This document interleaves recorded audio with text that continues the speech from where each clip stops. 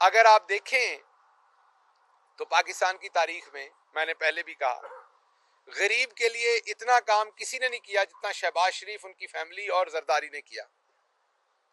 जरदारी की अगर आप बात करें तो उन्होंने पापड़ वालों को रातों रात अरबपति कर दिया। बेचारा एक गरीब आदमी जो पापड़ बेचता है, जो रेडी लगाता है समोसे की, उसको रातों रात अरबपति कर दिया। तो क्योंकि शहबाज शरीफ साहब असल खादमे आला हैं, तो उन्होंने कहा ये तो नहीं हो सकता कि वो पीछे रह जाएं जरदारी साहब से। तो जैसे ही उन्हें बारी मिली, 2008 और 13 के दरमियान में जरदारी साहब ने पापड़ वाले को अमीर किया, गरीब आदमी को अरबपति किया। भुट्टो साहब ने तो वादा किया था ना, रोटी कपड़ा मकान। इन्होंने तो वादा किया कि बैंक भी आपका पूरे का पूरा, तो पापड़ वाले को अरबपति कर दिया। शहबाज शरीफ साहब और उनके बेटों ने 2008 और 2013 में, उन्हें ये गेम नहीं पता थी, शायद छोटी मोटी चोरियां मारते थे। उन्हें कहा ये असल काम ये कि गरीब को अमीर करो। फिर उन्होंने एक गरीब ढूंढा बड़ी मेहनत करके, जिसका नाम मलक मकसूद चपड़ासी है। उसको 9,000 तनख्वाह के ऊपर अपने पास रखा।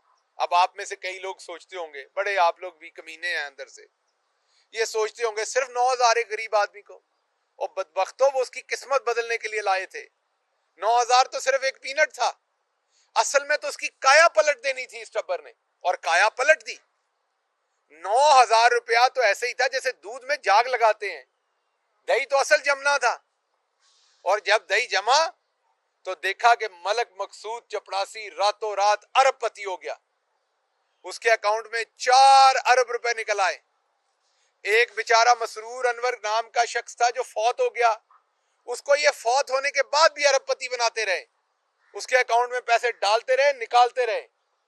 मैंने आपको पहले एक प्रेस कॉन्फ्रेंस में कहा था कि जो भी शख्स बेचारा अल्लाह को प्यारा हो जाता है, उसका वो, हम तो समझते हैं कि उसका मालिक अल्लाह की जात हो जाती है जो अल्लाह को प्यारा हो जाता है, लेकिन शरीफों ने साबित किया कि उसके वोट का, उसके अकाउंट का, उसके बैंक अकाउंट का, उसकी जायदाद के मालिक शरीफ हो जाते हैं। इसीलिए हर जो फौत शुदा वोटर होता है उसका वोट भी नून लीग को पड़ता है। और इसी तरीके से बेचारे मसरूर अनवर के फौत होने के बाद भी उनके अकाउंट को अरबपति किया जाता रहा, और फिर खाली करके उसमें से शहबाज शरीफ अपनी बेगम के लिए, अपने लिए प्रॉपर्टी, गाड़ियां और दूसरी चीजें खरीदते रहे।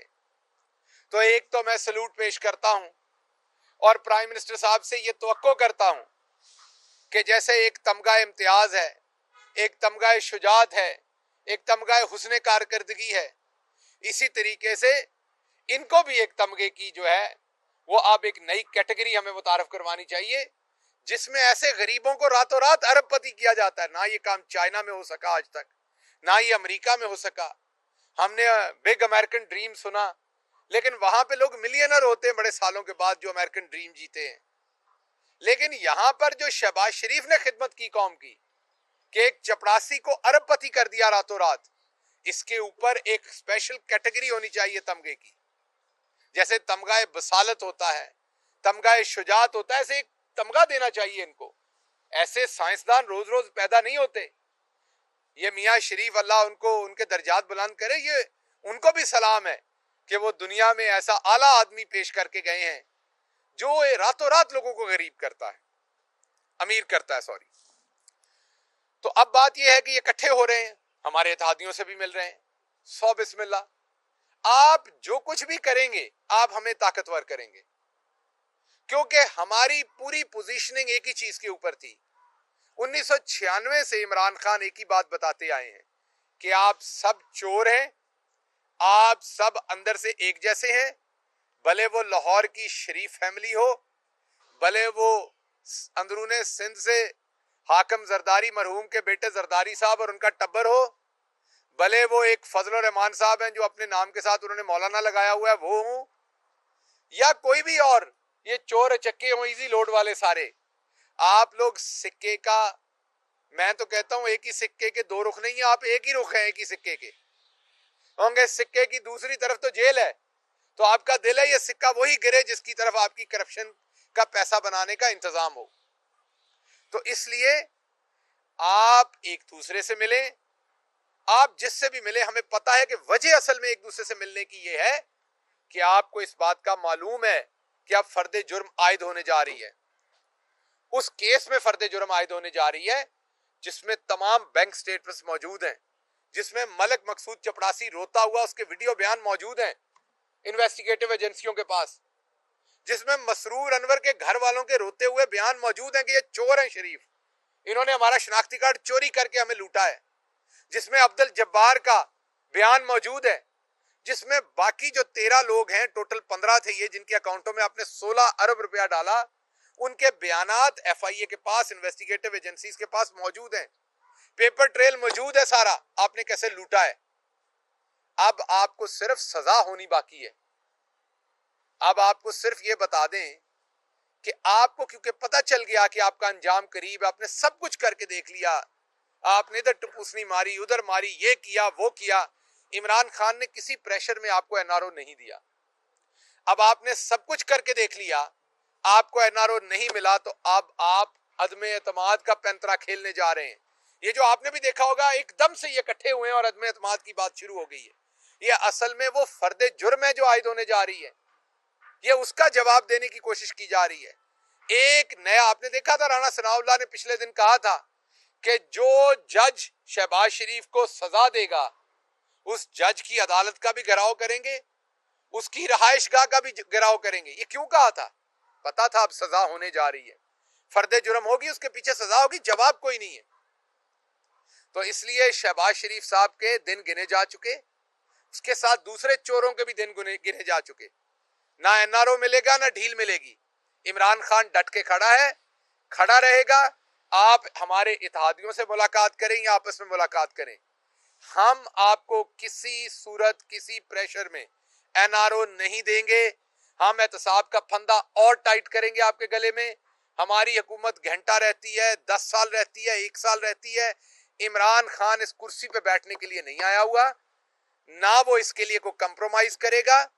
जिस तरीके से गरीदा फारूकी साहबा के शो के अंदर एक मुगल्लजात बके गए और उसमें इफ्तिखार फितना साहब हों या उसके अंदर दूसरे लोगों, उन तमाम ने शमूलियत की, और एक वो मोहसिन बेग साहब, जो मैं अल्लाह को हाजिर नाजिर जान के आपके सामने कहता हूं कि वजीर आजम से पैसे मांगने आया करते थे और अकेले नहीं 12-12 बंदों के दरमियान में आते थे, प्राइम मिनिस्टर ऑफिस के अंदर आते थे। फिरदौस आशिक अवान साहबा के साथ ये आए, बाहर लॉन में प्राइम मिनिस्टर बैठे थे, वहां पर इन्होंने कहा कि अगर आप मुझे पैसा दें तो मैं पूरे मीडिया को नस डाल दूंगा, मैं पूरा मीडिया कंट्रोल करके आपके पांव में फेंक दूंगा, क्योंकि ये एडवर्टाइजिंग एजेंसी चलाते रहे, अब सबको पता है, वो न्यूज एजेंसी चलाते रहे। तो ये वो शख्स हैं जिन्होंने हर सूरत की कोशिश की कि पहले इन्हें एड्स के पैसे मिले। जब प्राइम मिनिस्टर ने उस पर जवाब दिया, क्योंकि हम कभी भी मीडिया को ना कुत्ते की तरह भौंकने वाला कहते हैं, ना कुत्ता कहते हैं जैसे बिलावल ने कहा, ना परवेज रशीद की तरह कुत्ते को भौंकने वाला कहते हैं, ना मरियम सफदर की तरह कहते हैं कि इनकी औकात क्या है ये बात करके बताएं। हाँ, हम आपके साथ डिफरेंस ऑफ ओपिनियन करते हैं, हम आपके साथ इखलाकियात के अंदर बैठे हुए बात भी करते हैं, हम आपके साथ झगड़ा भी करते हैं इखलाकियात के अंदर रहते हुए। जी, इखलाकियात में रहते हुए गालियां दी जा रही, पहले आपने हमें कमीना कह दिया। जी, मैं बात करता हूँ, मैं आपको नहीं कहा था, मैं अपोजिशन को कह रहा हूँ, आपको नहीं कह रहा। आप किधर से कमीने आ गए? तो अपोजिशन का काम है, करप्शन आपने थोड़ी की हुई है कि आप कमीने होंगे। देखिए, बात यह है कि बिल्कुल आपको ये दुख हुआ, और मैं समझता हूं जब परवेज रशीद एक मुल्क के जो वफाकी वजीर इत्तलात रहे हों अपनी ऑडियो के अंदर कहें कि सीनियर तरीन सहाफी कुत्ते की तरह भौंकते हैं, तो आपकी तरह हमें भी तकलीफ होगी, सिर्फ सहाफियों को नहीं होगी। ये घटिया हरकत है। और मोहसिन बेग साहब सिर्फ मेरे एक सवाल का जवाब दें कि क्या वो वजीर आजम के पास नहीं आए थे कि रशियन कंपनी को डील दें, भले वो महंगी डील है? दूसरा सवाल है कि क्या वो उसमें से कमीशन नहीं बना रहे थे? तीसरा सवाल है कि क्या जब उन्हें इनकार हो गया तो उसके बाद वो दुश्मन नहीं बन गए? तो अगर इमरान खान इतने बुरे थे तो आज से 1.5 साल पहले, 2 साल पहले वो क्या लेने आते थे प्राइम मिनिस्टर हाउस पे?